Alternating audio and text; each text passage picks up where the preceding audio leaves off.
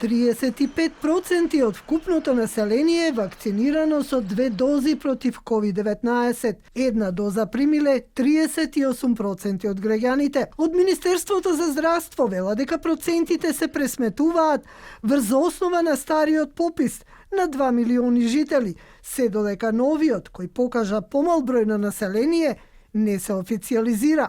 Ова значи дека реалниот процент на вакцинирани се движи од 40 до 45%, вели епидемиологот професор Драган Даниловски. Мора и прележаните да се земат предвид, така што тоа 40,4 на 1.800.000 веројатно треба да биде прифатено дека реално е да биде повеќе. Тоа реално претпоставувам дека сигурно веќе некаде околу 60%, што пак за делта сојот е малку. Со заладувањето и контактите во затворени простории, бројките ќе растат, но оваа есен и зима не очекува благ бран, а напролет, најдоцна летово, ќе биде крај на пандемијата, вели Даниловски. Битисувањето, постоењето на вирусот кај нас ќе остане, да тлее, тој ќе биде меѓу нас.